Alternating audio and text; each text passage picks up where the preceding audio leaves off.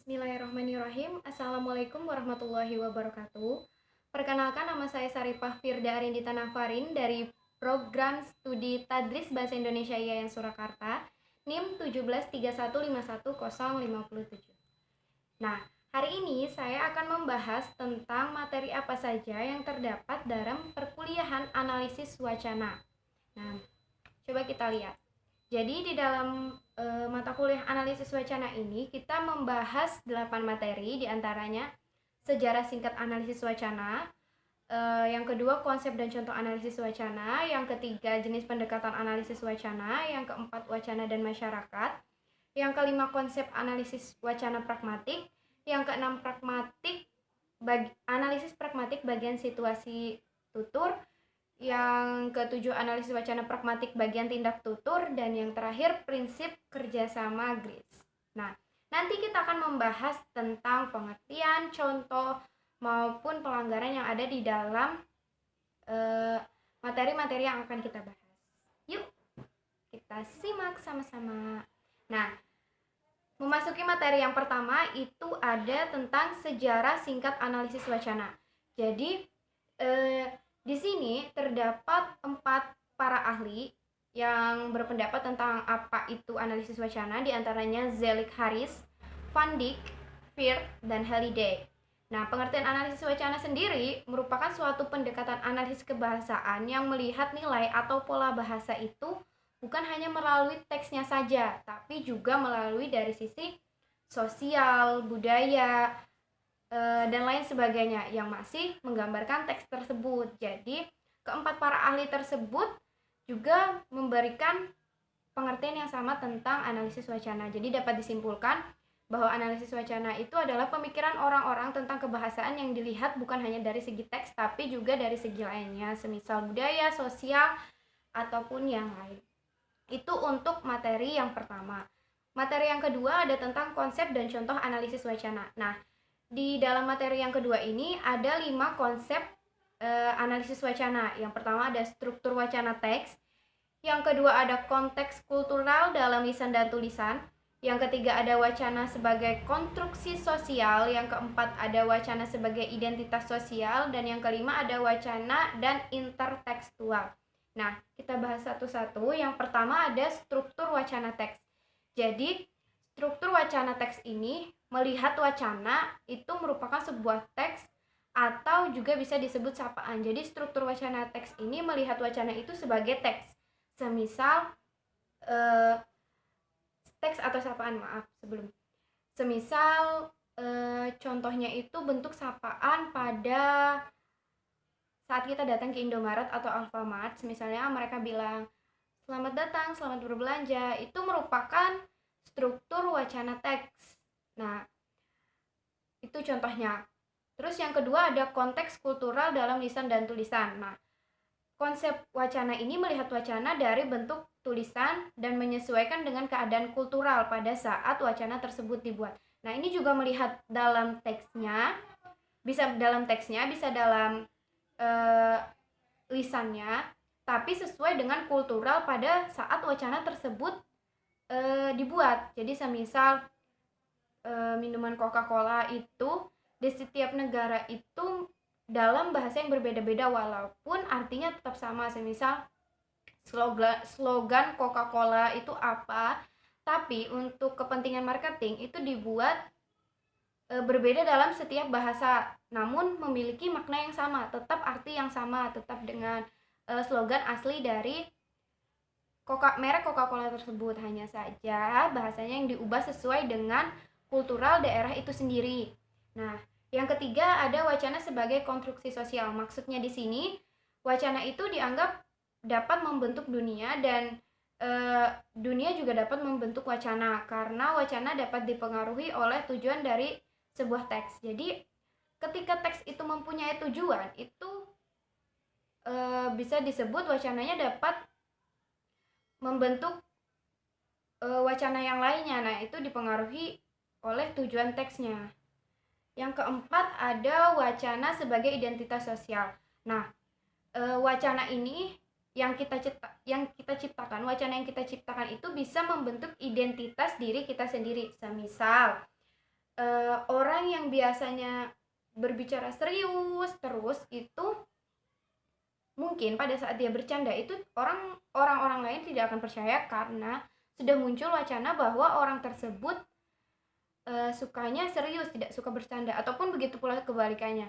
Jadi wacana yang kita ciptakan itu bisa mempengaruhi orang lain sehingga mempercayai hal tersebut dan jadi identitas diri kita sendiri. Yang kelima, itu ada wacana dan intertekstual. Nah, maksudnya di sini adalah wacana ini berkaitan dengan konstruksi sosial, di mana teks yang kita produksi itu bisa berkaitan dengan teks yang terdapat di masa lalu. Jadi, sebenarnya saat kita membuat teks, itu kita hanya memperbarui teks-teks yang sudah lalu dengan melihat teks-teks yang sudah lalu. Jadi, kita memperbarui, dan memperbarui. Terus seperti itu. Jadi, hanya dari ide-ide yang sebelumnya.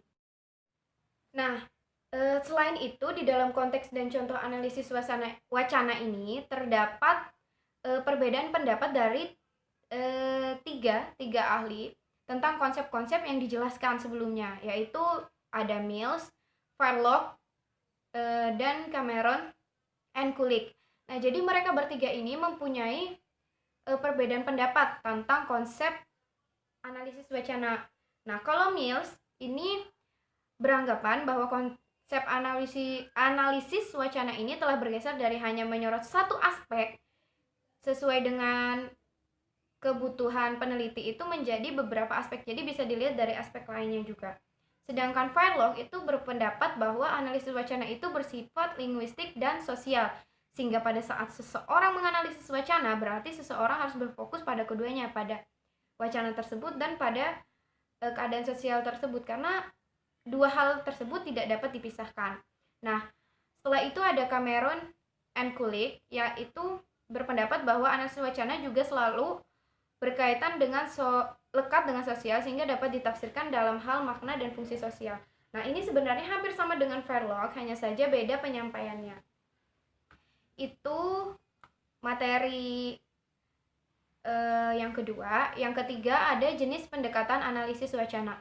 Nah, di dalam jenis pendekatan analisis wacana ini terdapat 3 jenis pendekatan, yaitu yang pertama pendekatan formal, yang kedua pendekatan sosiologis empiris, dan yang ketiga pendekatan kritis. Nah, pendekatan ini berbeda-beda sesuai dengan jenisnya. Kita bakalan bahas yang pertama itu ada pendekatan formal, yang menganggap bahwa wacana dalam penelitian ini lebih melihat pada kohesi dan koherensi. Jadi karena wacana yang dipahami sebagai tataran yang lebih tinggi daripada kalimat, misalnya penggunaan kata tetapi pada sebuah kalimat itu masuknya dalam pendekatan formal. Sedangkan pendekatan sosiologis empiris yang nomor 2 itu pendekatan ini dilihat dari segi pembicara, hal yang dibicarakan dan mitra berbicara. Jadi kita melihat dengan siapa kita berbicara, apakah sudah akrab, karena pada saat kita berbicara dengan teman yang akrab atau yang lebih tua atau yang sepadan itu berbeda-beda, cara berbicara kita juga berbeda-beda. Seperti itu masuk dalam pendekatan sosiologis empiris. Sedangkan pendekatan yang terakhir, yang pendekatan yang ketiga itu pendekatan kritis. Nah, pendekatan ini juga dikenal dengan analisis wacana kritis dan merupakan pendekatan kontemporer untuk bahasa dan wacana dalam lembaga sosial. Itu untuk materi yang nomor 3. Nah, sedangkan materi yang keempat itu ada wacana dan masyarakat. Nah, di dalam wacana dan masyarakat ini dibedakan menjadi 5, yaitu ada komunitas wacana, ada bahasa praktik sosial dan kedaerahan, ada wacana gender, ada wacana sebagai identitas, dan wacana sebagai ideologi. Nah, dari kelima tersebut akan kita bahas satu persatu. Nah, yang pertama ada komunitas wacana. Nah, maksudnya di sini adalah komunitas wacana itu sekelompok orang yang berbagi berbagai jenis aktivitas yang melakukan komunikasi secara khusus satu sama lain dan memiliki tujuan, nilai, serta keyakinan yang sama. Contohnya itu ada komunitas Dagadu yang ada di Yogyakarta, itu masuk dalam komunitas wacana. Jadi mereka itu menyebut komunitas mereka itu dengan bahasa walikan. Jadi ada beberapa bahasa itu mereka buat terbalik di dalam komunitasnya begitu. Terus yang kedua ada bahasa praktik sosial dan kedaerahan. Nah, Yang kedua ini maksudnya adalah wacana yang digunakan saat berkomunikasi selalu memperhatikan praktik sosialnya pada saat itu. Jadi pada saat seseorang berwacana itu dan berkomunikasi itu selalu memperhatikan keadaan sosial di sekitarnya. Nah, yang ketiga itu wacana gender. Nah, tetapi wacana gender ini sebenarnya masuk dalam wacana kritis dan belum dibahas dalam pembahasan ini. Tapi itu juga masuk dalam wacana dan masyarakat. Yang keempat itu ada wacana sebagai identitas. Nah, maksudnya di sini adalah manusia itu bisa memainkan lebih dari satu peran dalam kehidupannya, dan wacana itu ikut ambil andil di dalamnya. Jadi semisal seorang laki-laki itu bisa mengambil peran sebagai bapak, kakek, paman. Di saat itu pula wacana itu berfungsi sebagai identitas dirinya sendiri, bisa berperan dalam peran-perannya itu. Nah, yang kelima itu ini hampir sama dengan wacana gender, yaitu wacana sebagai ideologi. Kenapa? Karena ini masuk dalam pembahasan wacana kritis, di mana wacana ini tidak hanya sebagai sebuah linguistik, namun juga terikat dengan berbagai hal seperti politik dan sejarah. Jadi wacana ini bisa dilihat dari manapun, bisa dilihat dari segi politik dan sejarah juga. Nah, itu untuk materi yang keempat. Nah, materi yang kelima ada konsep dasar analisis wacana pragmatik. Nah, di materi kelima ini kita akan membahas tentang pragmatik, karena di dalam wacana itu juga ada pragmatik. Nah, di dalamnya itu menurut para ahli, yaitu menurut Parker dan Wijana N. Rohmadi, yang berpendapat bahwa pragmatik merupakan ilmu bahasa yang mempelajari struktur bahasa secara eksternal, yaitu bagaimana satuan kebahasan itu digunakan dalam komunikasi. Jadi pragmatik itu bukan hanya melihat bahasa secara internalnya saja, tapi juga mempelajari bahasa secara eksternalnya juga. Nah, pada beberapa kasus ahli bahasa banyak mendekatkan pragmatik dengan semantik, padahal keduanya ini tentu saja berbeda, tapi mereka tetap menjelaskan perbedaannya tersebut. Hanya saja kedua ilmu ini hampir berdekatan, maksudnya seperti itu. Jadi semisal pada sebuah kalimat, ketika Mila bertanya kepada Nila, "Nila, kamu kemarin pulang jam berapa?" Terus Nila menjawab, "Saya pulang jam 11 malam." Terus Milanya jawab lagi, "Pintar, besok sekalian saja tidak usah pulang." Nah, sebenarnya di sini kita bisa menilai perbedaan pragmatik dan semantik. Kalau di dalam semantik, pintar itu berarti cerdik, pandai, atau mahir.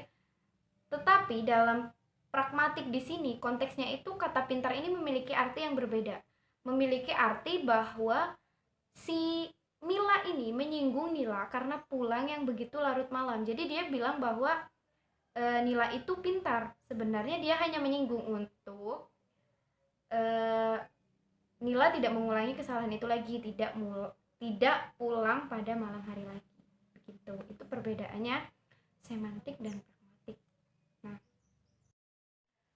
selanjutnya memasuki materi ke-6, yaitu analisis pragmatik bagian situasi tutur. Nah, di dalam materi ini ada salah satu ahli yang bernama Leach yang berpendapat bahwa pragmatik merupakan ilmu yang mengkaji tentang hubungan situasi tutur sebagai penutur, mitra tutur, topik tutur, atau lain sebagainya yang berkaitan dengan tuturan. Jadi di dalam situasi tutur ini sebenarnya memiliki klausa yang berbunyi letaknya jauh dari kota. Nah, di dalam situasi tutur ini terdapat tiga situasi, yaitu menolak, membujuk, dan menginformasikan, tapi dengan kata yang sama, dengan klausa yang sama, yaitu letaknya jauh dari kota. Nah, namun ketika klausa tersebut terletak di konteks-konteks tertentu, maka klausa tersebut memiliki arti yang berbeda atau makna yang berbeda. Semisal pada saat seseorang itu menolak, maka klausa letaknya jauh dari kota itu akan bersifat menolak ketika dia berbicara begini. Misalnya si A berbicara, "Ayo kita pergi ke pasar malam." Tapi yang B menjawab, "Letaknya jauh dari kota, aku tidak boleh pulang malam." Nah, itu berarti letaknya jauh dari kota itu sebagai bentuk penolakan si B kepada si A saat diajak ke pasar malam. Terus yang kedua ada membujuk. Nah, kalau tadi letaknya jauh dari kota itu berfungsi sebagai penolakan, sekarang dia berfungsi sebagai pembujuk. Nah, semisal si A berbicara kepada teman-temannya, wisata baru yang instagramable di Solo letaknya jauh dari kota. Nah, tujuan si A di sini untuk membujuk teman-temannya agar ke wisata tersebut bersama dia. Itu bersifat membujuk. Padahal klausanya sama, tapi dalam konteks ini bisa berbeda. Nah, yang terakhir ada menginformasikan. Nah, semisal contohnya si A bilang, kamu tahu tempatnya? Si B menjawab, tahu, letaknya jauh dari kota. Ini, klausa ini berfungsi sebagai penginformasian. Nah, dari menolak, membujuk, dan menginformasikan tersebut, kita bisa melihat bahwa klausa letaknya jauh dari kota itu berbeda maknanya jika dilihat sesuai konteks wacana tersebut. Nah, selain itu, di dalam pragmatik bagian situasi tutur ini terdapat beberapa aspek situasi tutur.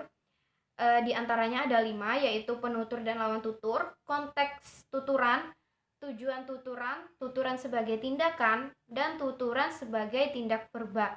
Nah, kita akan bahas satu persatu dari kelima aspek situasi tutur ini. Dimana yang pertama ada penutur dan lawan tutur. Nah, sebenarnya aspek ini lebih melihat secara personal bagaimana penutur berbicara dengan mitra tuturnya. Jadi dia melihat bagaimana penutur itu berbicara dengan lawan tuturannya. Nah, yang kedua ada konteks tuturan. Jadi konteks tuturan lebih berkaitan dengan background knowledge yang dipahami oleh penutur dan mitra tutur. Nah, kalau seandainya kalau yang penutur dan lawan tutur tadi itu melihat bagaimana penutur berbicara dengan mitra tuturnya, semisalnya seumuran atau beda umur, atau sepantaran itu berbeda dengan yang lebih tua, pokoknya yang sepantaran itu berbeda dengan lebih tua pada saat berbicara.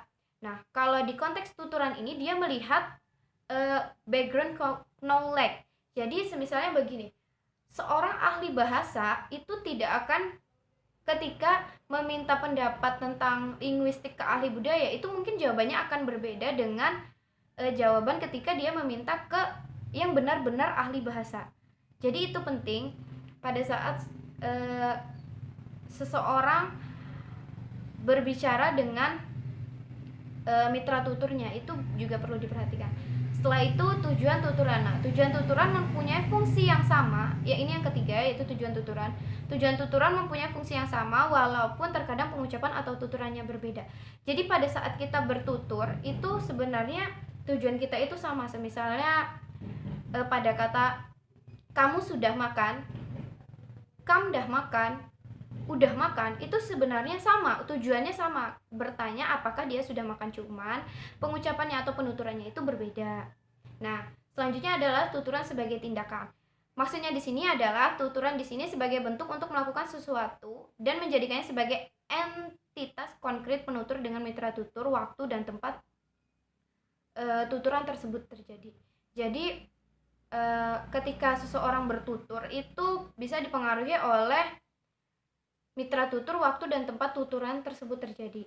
Nah, yang terakhir ada tuturan sebagai tindak verba. Maksudnya di sini adalah suatu tuturan bisa diartikan sebagai pernyataan atau perintah seseorang yang melakukan tuturan tersebut. Mungkin pada saat kita bertutur itu sebenarnya kita meminta seseorang untuk melakukan apa yang kita bilang, apa yang kita tuturkan tersebut. Jadi maksudnya itu. Nah, memasuki materi yang ketujuh, yaitu analisis wacana pragmatik bagian tindak tutur. Nah, di sini sebelumnya tindak tutur itu merupakan seluruh komponen bahasa dan non-kebahasaan yang menyangkut peserta dalam percakapan yang ada, percakapan atau perbuatan bahasa yang utuh yang terjadi. Nah, tapi ini bukan hanya dilihat dari bahasa yang utuhnya saja. Selain itu juga dari bentuk penyampaian amanat, topik, dan konteks amanat yang ada pada saat itu. Dalam wacana pragmatik bagian tindak tutur ini, tindak tutur dibagi menjadi 3 hal, yaitu lokusi, ilokusi, dan perlokusi. Nah, ketiganya ini mempunyai perbedaan. Yang pertama kita akan membahas tentang lokusi. Lokusi itu merupakan informasi yang menyatakan sesuatu tanpa harus diidentifikasi terlebih dahulu dan tanpa menyatakan konteks tuturan. Semisalnya pada saat saya bilang Kalimantan Tengah merupakan salah satu provinsi di Indonesia. Nah, pada saat saya menyampaikan itu hanya sebagai bentuk informasi kepada pendengar tanpa ada makna-makna lain di dalamnya atau tanpa ada konteks-konteks lain di dalamnya. Jadi hanya sekedar informasi yang saya berikan. Itu termasuk dalam lokusi. Sedangkan yang kedua itu ada tindak ilokusi. Nah, tindak ilokusi ini biasanya juga disebut dengan the act of doing something.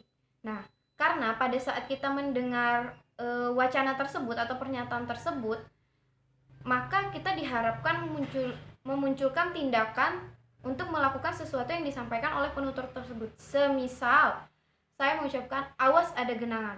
Nah, diharapkan ketika membaca atau mendengar wacana yang saya sampaikan ini, kalian bisa berhati-hati dengan genangan tersebut. Jadi kalian langsung berpikir bahwa apa yang saya tuturkan itu bisa sebagai peringatan untuk kalian. Begitu kalau itu ilokusi. Yang terakhir itu ada perlokusi. Nah, berbeda dengan ilokusi tentunya, kalau perlokusi ini bisa disebut juga the act of affecting someone, karena perlokusi ini menimbulkan efek atau dapat mempengaruhi lawan tutur sehingga menimbulkan tindakan secara langsung dan mudah dipahami oleh si pendengar. Semisal saya bilang, saya tidak hadir malam tadi karena tidak enak badan. Itu termasuk perlokusi karena apa? Agar kalian itu memahami alasan saya tidak hadir dalam acara tersebut karena tidak enak badan. Nah, jadi itu masuk dalam tindak perlokusi. Selanjutnya, memasuki materi yang terakhir yaitu prinsip kerjasama GRIS. Nah, dalam prinsip kerjasama GRIS ini sebenarnya membahas tentang maksim. Yang kita tahu maksim itu ada 4, yaitu maksim kuantitas, kualitas, relevansi, dan maksim cara. Nah, masing-masing maksim ini tentunya memiliki perbedaan. Nah, tidak jarang juga ketika seseorang membahas maksim, itu di dalamnya terjadi pelanggaran yang dilakukan. Nah, semisal kita bahas satu-satu, yang pertama itu maksim kuantitas.